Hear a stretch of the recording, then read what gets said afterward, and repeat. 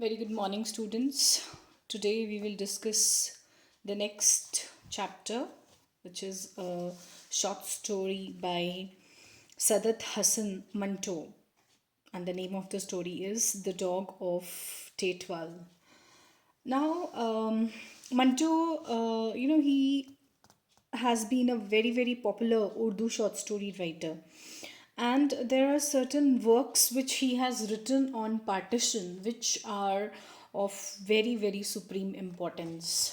When you do your further studies in literature and if you opt for partition literature, so Sadat Hassan Manto is one person on whose works, form a very integral part of partition literature.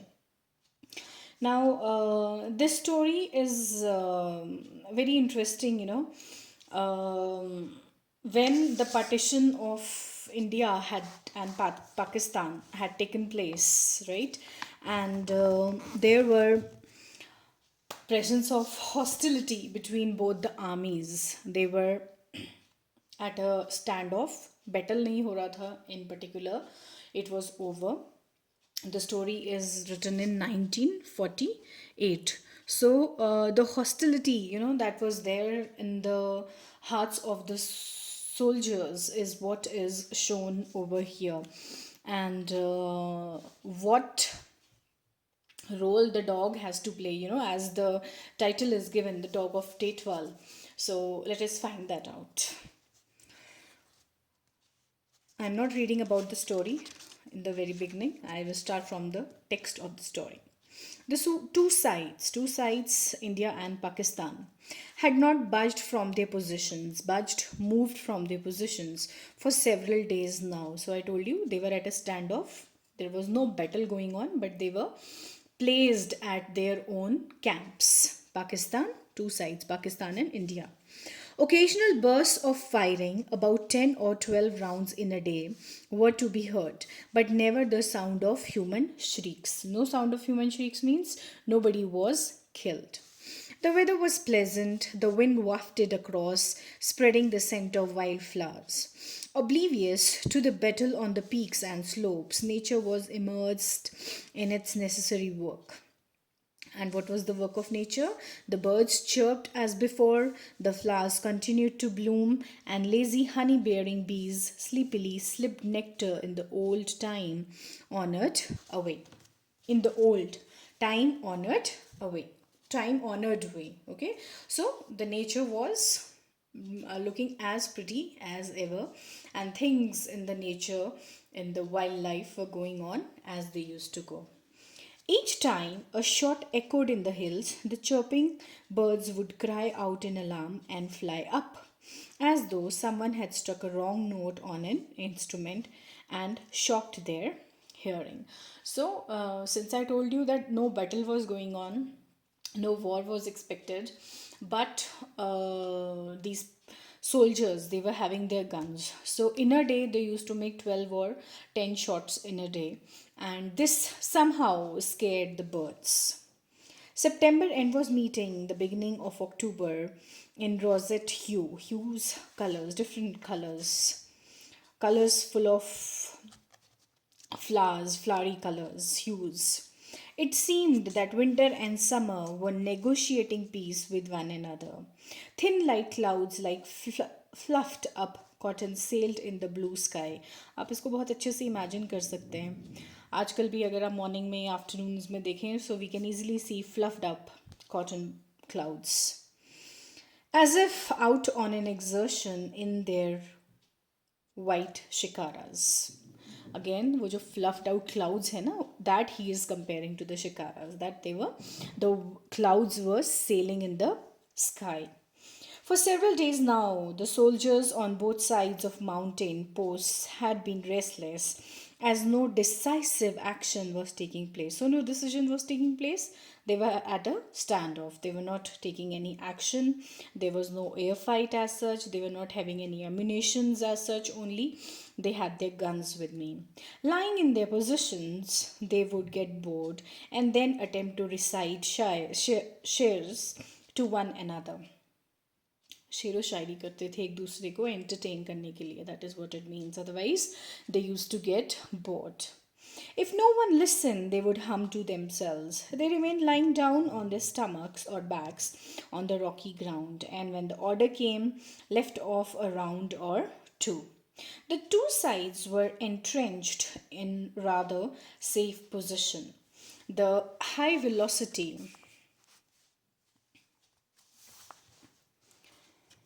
The high velocity bullets crashed against the shields of stone and fell to the ground. The two mountains on which the forces were ranged were of about the same height.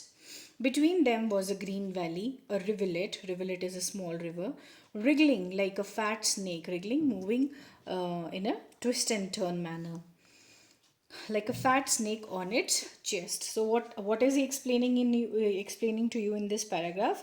That they were in their trenches. Okay, trenches are those big holes which they make, and in those holes these soldiers, they keep lying and waiting for the attack from the other side, enemy side. And he's telling you that there were entrenchments on both sides, and in the middle there was a green valley, right? And in which through which a small river was running. There was no danger of air raids. Neither side possessed artillery's weapons, they were not having. Therefore, fires would be lit without fear or danger, and smoke from fires on both sides would rise and mingle in the air. At night, it was absolutely quiet. The soldiers on both sides could hear bursts of laughter from the other. Once in a while, entering into this spirit, a soldier would begin to sing, and his voice would awaken the silence of the night. The echoes would then reverberate, and it would seem that the mountains were repeating what they had just heard. Echo hoti hai na mountains mein. I hope you all know about the echo. That is what reverberated. It kept banging, it came and it went slow and slow and slow and slow. That is what is reverberations, vibrations basically. One round of tea had just been taken. The pine coals in stone chullas had grown cold. The sky was clear, there was a chill in the air, the wind had ceased to carry the scent of flowers, as though they had shut up their white vial of perfume for the night, the box of their perfume, the bottle of their perfume. However, the sweat of pines, their resin, left an odor in the air which was not wholly unpleasant. We are people from the hills and हम लोग बहुत अच्छे से pine की खुशबू पहचानते हैं. Okay, that is what he is talking about here. Everybody slept wrapped in their blankets, but in such a way that in a single movement they could arise ready for the battle. So that is how they used to take rest. Jamdar Harnam Singh was on guard. When his Rescue watch showed that it was 2 o'clock. He woke Ganda Singh and told him to take the station.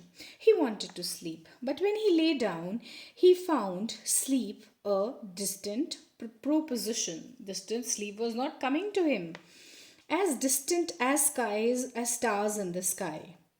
Harnam Singh lay on his back and gazing up at the stars began to hum. So he could not get his sleep, and so he calls. No, so he starts humming to himself, singing to himself. Bring me a pair of shoes studded with stars, O Harnam Singh, O Yara, even if you have to sell your buffalo. So he's singing, he's humming this song. Harnam Singh saw star-studded shoes scattered all over the sky, all a twinkle. So when he was lying in the open sky or on the ground, and he could easily view the stars, and those stars appeared to him like a, what should I say, like a shoe. He says, as if a shoe has been placed there up in the sky. I will bring you shoes studded with stars, Studded with stars, O Harnam Kaur, O lady, even if I have to sell my buffalo. So basically, these songs, what they are telling you, they are signifying their longing for home. They are homesick. They want to go to their homes because nothing is happening. If at all the battle is taking place, they can think of something. But now, nothing is happening. They are tired and bored of their situation. He smiled as the song came to an end, and realizing that he would not be able to sleep, he rose and woke up everybody else. So, at 2 p.m., he was not able to sleep, so he woke up everybody else. The thought of his beloved had made him restless. That is, I told you, longing for home, for his love. He wished for some nonsensical chatter that would recreate the mood of the beloved in the song. They did begin to talk, but in desultory fashion. Banta Singh, the youngest and the one with the best voice, went and sat on one side. The rest, though yawning, all while kept gossiping about trivial but entertaining matters. After a while, suddenly, Banta Singh began singing Heer in a melancholic voice. अब आपने अगर if even if you're not Punjabi, still Heer is one popular Punjabi folk song which each and every one of us must have heard. People who are in love or people who understand the meaning of love. So, here is one popular song which is sung by many popular singers. One of the best one being sung by Gurdas Manji. So this young guy, one of the youngest soldiers, he starts singing this song. He said the jogi lied. No one placates a hurt lover. I have found no one, grown weary, looking for the one who calls back the departed love. A falcon has lost the kunj to the crow sea. Does it remain silent or weep? Happy talk and stories to entertain the world are not for the suffering one. After a pause, he began singing Ranja's reply to his word. The falcon that lost the kunj to the crow has, thank God, been annihilated, punished for the sin. His condition is like the fakir who gave away his all and was left with nothing. Be contented, satisfied. Feel the pain less, and God will be your witness. Renouncing the world and donning the garb of sorrow, Said Waris has become Waris Shah. So basically, जो हीर है वो लिखी वारिस शाह ने है, and it has been sung by many popular Punjabi singers. Okay, so this youngest soldier from the Indian side is singing this song. Just as abruptly as Banta Singh had begun to sing, he fell silent. It appeared as if the soil tinted mountains too had taken on the mantle of grief, that is, sadness. After a while,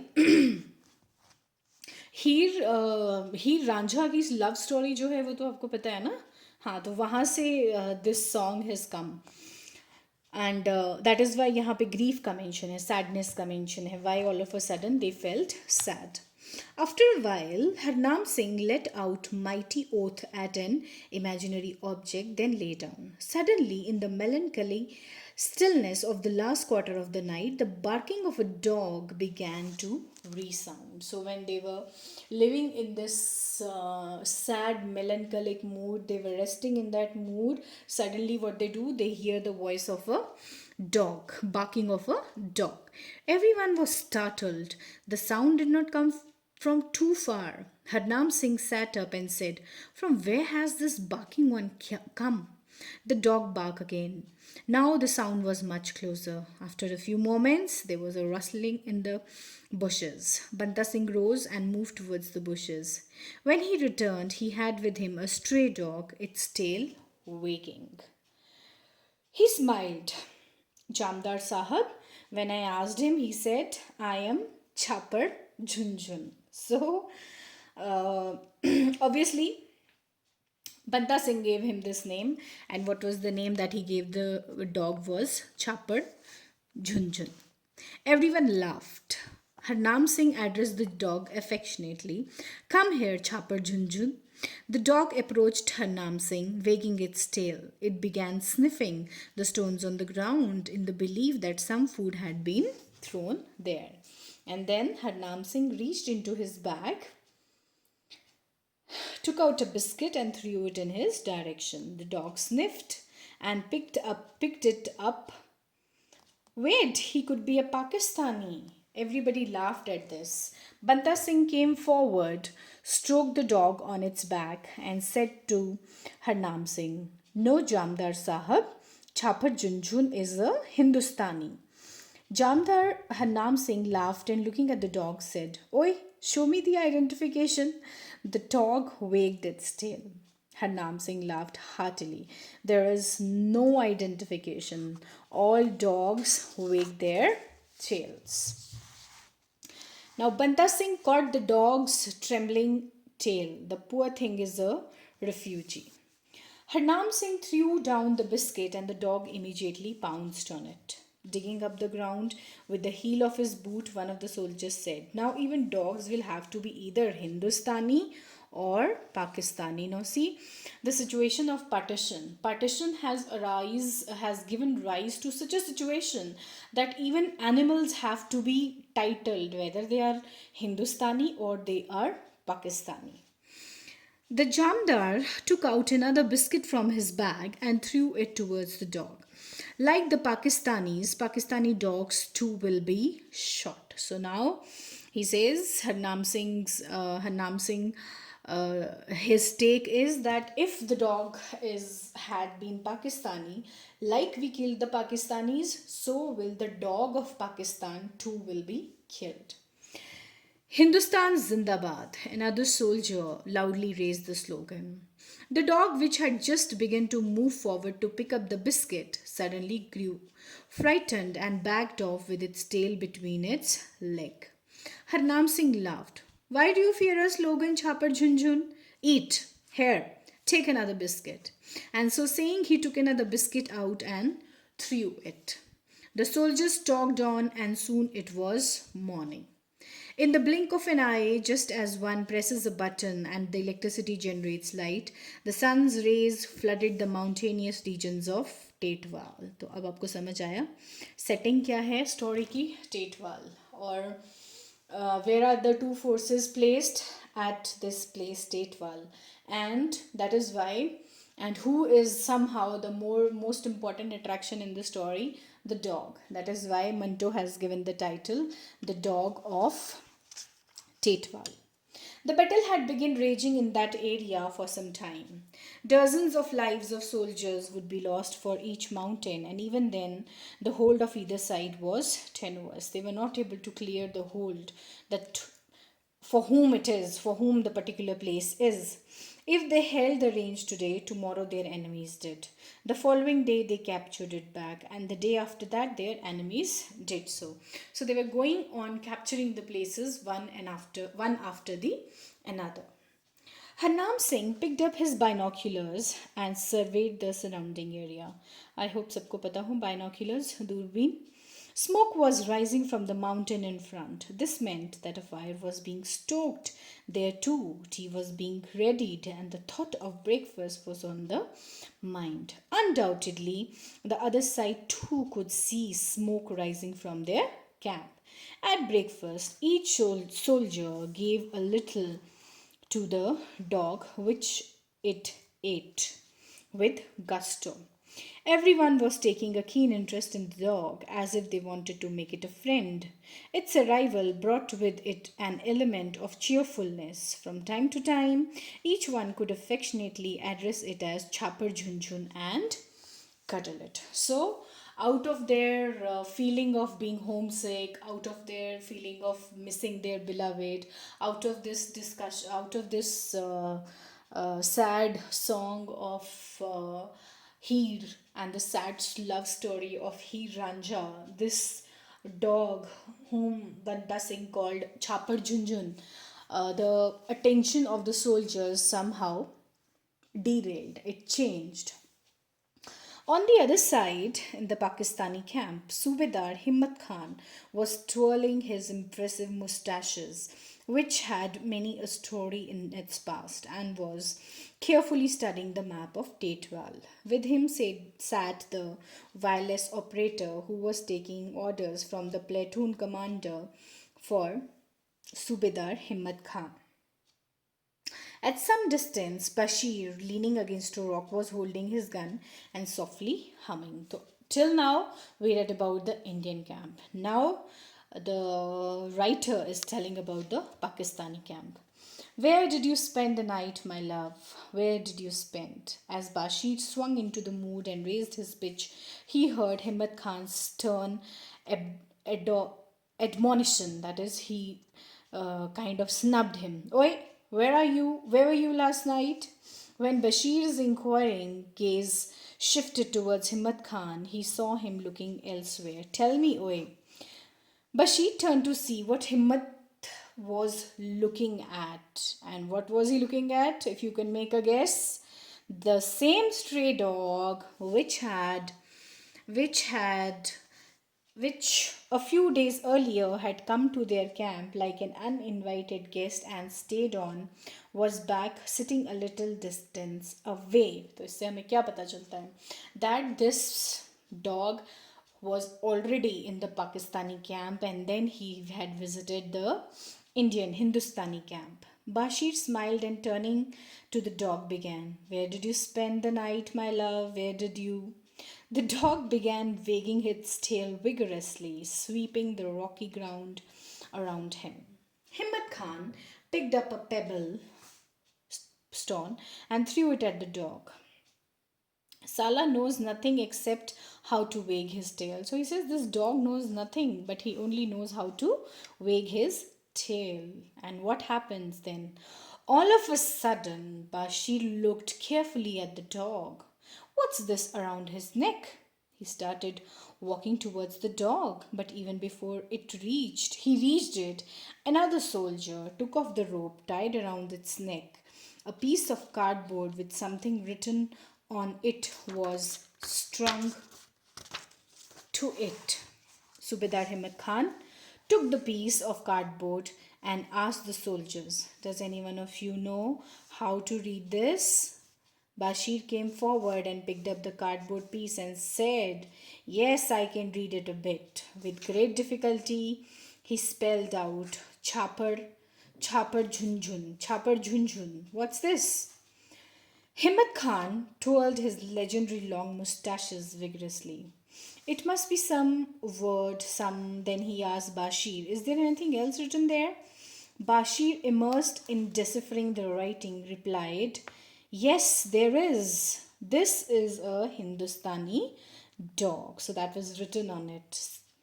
Himmat Khan began thinking aloud, What does this mean?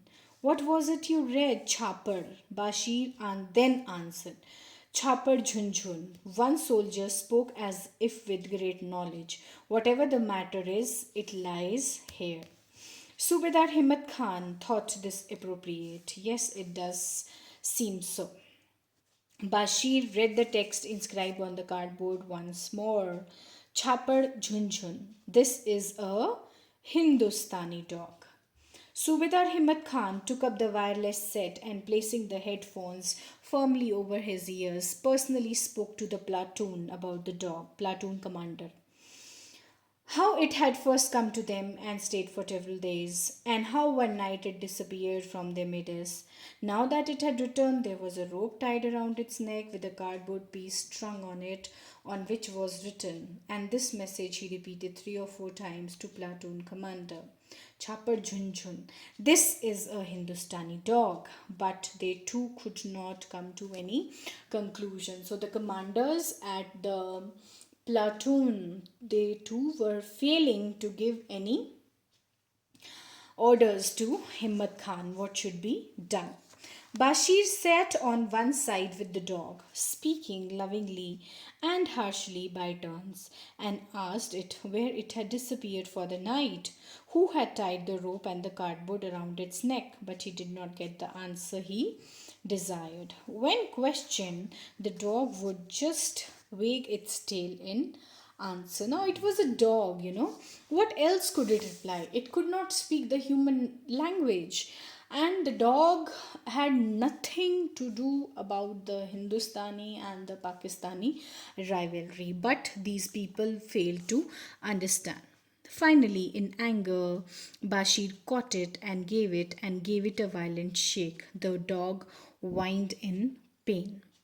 Having spoken on the wireless set, Himmat Khan contemplated the map of Tetwal for some time. He then rose in a decisive manner. Tearing off the top of a cigarette packet, he handed it to Bashir. Here, Bashir, scribble on this in the same creepy, crawly Gurmukhi as they have. Gurmukhi is the script of Punjabi, है ना? Bashir took the piece of cigarette packet and asked, "What should I write, Subedar Sahab?" Subedar Himmat Khan twirled his mustaches and reflected. "Write, just write." He took out a pencil from his pocket. Giving it to Bashir, he asked, "What should we write?" Bashir passed the pencil tip between his lips and began thinking. Suddenly, in a contemplative, questioning tone, he asked, "Sapar Sunsun?" Then, satisfied, said in a determined way, "Okay, the answer to Chapar Junjun can be Sapar Sunsun." They will remember their mothers, these Sikhs. Bashir put the pencil to the top of the cigarette pack, Sapar Sunsun. So, from Chapar Junjun, they made it Sapar Sunsun, and they will say this is a Pakistani dog.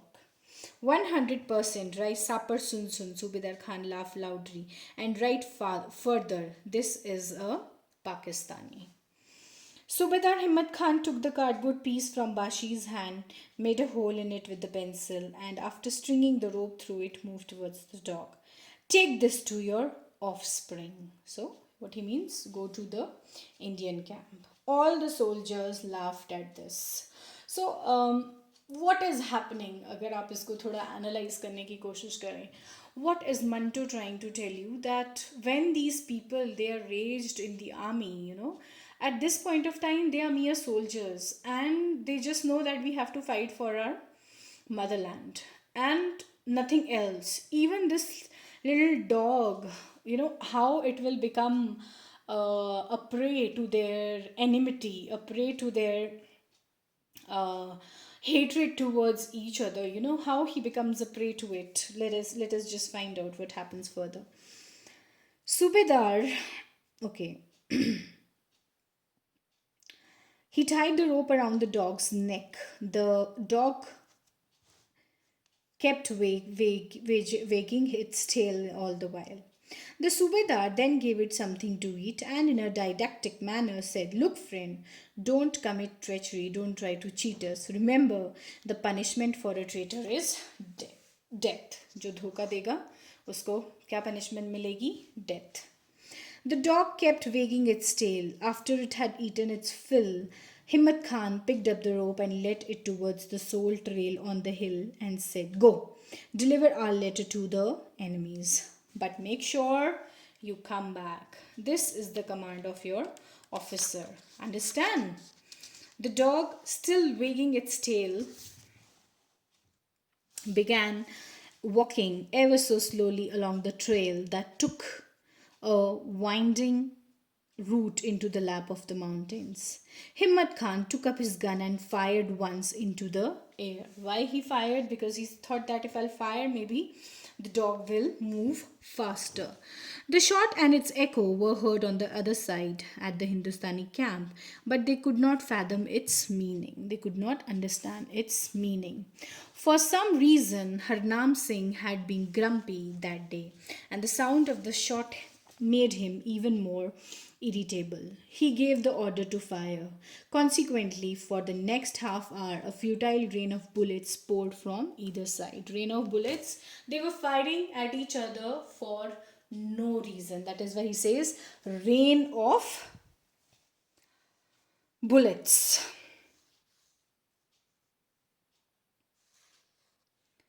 For, okay, Eventually, sated of the diversion, Harnam Singh called a halt to the firing and began combing his beard with greater ferocity. Having done that, he methodically bundled his hair into the net and asked Banta Singh, Oi Banta Singh, tell me, where has Chapar Junjun gone? The ghee didn't go down well with the dog. Banta Singh missed the implication of the idiom and said, But we didn't feed any ghee. Harnam Singh laughed boisterously. Oi, ill read lout, there is no use talking to you. So he says, You don't understand things. There is no use talking to you. Meanwhile, the soldier on watch, who was scanning the horizon with his binoculars, suddenly shouted, There, he's coming. Everybody looked up. Jamdar Hanam Singh asked, What was the name again? The soldier on duty. Chapar Junjun. Who else? Chapar Junjun. Harnam Singh got up. What is he doing? The soldier answers, He's coming here. He's coming here? Harnam Singh took the binoculars from the soldier and began looking around. He's coming our way. The rope is tied around his neck, but he is coming from there, the enemy camp. He left out the great oath at dog's mother, raised the gun, aimed, and fired. So, because the dog was coming from the enemy's side, he picked up the gun and he started firing. The shot was off its mark. The bullet hit a short distance away from the dog, causing the stones to fly up and buried itself in the ground. The dog, fearful, stopped. Now, as soon as the bullet was fired, the dog got scared and he stopped. On the other side, Himmat Khan saw through the binoculars that dog was standing on the path. Another shot, and the dog started running the opposite way from Hindustani camp back to Pakistani camp. It ran with its tail between its leg towards Himmat Khan's camp, which means Pakistani camp. Himmat Khan called out loudly, The brave never are never afraid. Go back. And he fired a shot to scare the dog. Now you see how this dog becomes a tossing coin between the two enemies, how they will keep tossing him and ultimately see what happens. From the other side, Harnam Singh fired his gun. The bullet whizzed by past the dog's ears. The dog jumped and flapped its ear violently. From his position, Subedar Himmat Khan fired his second shot that buried itself near the front paws of the dog, the feet of the dog. Frightened out of its wit, it ran about, sometimes in one direction, sometimes the other. Now, as I'm reading, अगर आप इसको थोड़ा imagine करने की कोशिश कीजिए करो, तो you'll see that how the dog, first he's running that side, then they are firing, then he's running to the Hindustani camp, then they are firing, and he is like a poor thing tossing between the two camps. Its fear gave Subedar Himmat Khan and Harnam Singh in their respective places a great deal of pleasure. Now, how these soldiers are finding pleasure in torturing this small little thing, and then began guffawing. When the dog began running in his direction, Harnam Singh, in the state of fury, uttered a terrible oath, took careful aim, and fired. The bullet struck in the one leg, and its cry pierced the sky. So, Harnam Singh ने उसको first shot मारा and it hit his leg. The dog changed his direction, limping. What is limping? When you can't walk properly on both the legs. लंगड़ा के चलना जिसको हम बोलते हैं. Began running towards Himmat Khan's camp. Now the shot came from this side, that is the Pakistani camp, just to scare it. While firing, Himmat Khan shouted, The brave pay no attention to wounds. Wounds, chot jo lagti hai.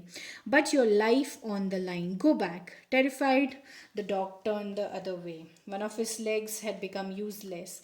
It had just about managed to drag itself a few steps and in other direction on three legs. When Harnam Singh aimed and fired, the dog fell dead on the spot. Subedar Himmat Khan expressed regret. Touch, touch, the poor thing became a martyr. Jamdar Harnam Singh took the warm barrel of the gun in his hand and said, he died a dog's death. So now you see the opinion of the two camps. He thought that he became a martyr, हिम्मत खान, कि वो अपने देश की सेवा करते हुए शहीद हो गया. That is what Himmat Khan is announcing and perceiving. And what is Harnam Singh thinking? That he died a dog's death, as a dog dies. Why? Because he says that he has somehow tried to cheat me, and that is the reason he died a dog's death. Whereas for Himmat Khan, he was like a soldier. But then at the another level, we all understand that they were just for the sake of nothing, for the sake of the useless understanding, for the sake of useless war situation that was created, or the hostility, मैंने पहले भी ये word use किया, hostility, hatred जो दोनों camps में थी towards each other, that is towards Hindustanis, hostility towards hostile attitude towards the Pakistani camps, and Pakistani people, the Pakistani soldiers, their attitude towards the Indian camp. And this poor little dog, he becomes a victim to their attitude. That is what has exactly happened. That is why the title of the poem, the dog of the story, sorry, is very, very apt, as it tells us about the story of what happens to the Dog of Tetwal, who is time and again, what has been done, he is tossed from one side to another, from Hindustani camp to the Pakistani camp. So this is all about Dog of Tetwal. Quite an interesting story.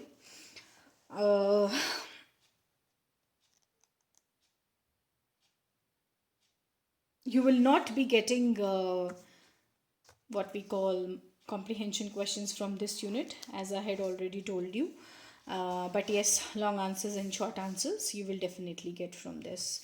Now go through the story, and I don't think there is any scope of doubts, but still, if there is something which you do not understand, you are free to ask. Okay, that is all. Thank you so much.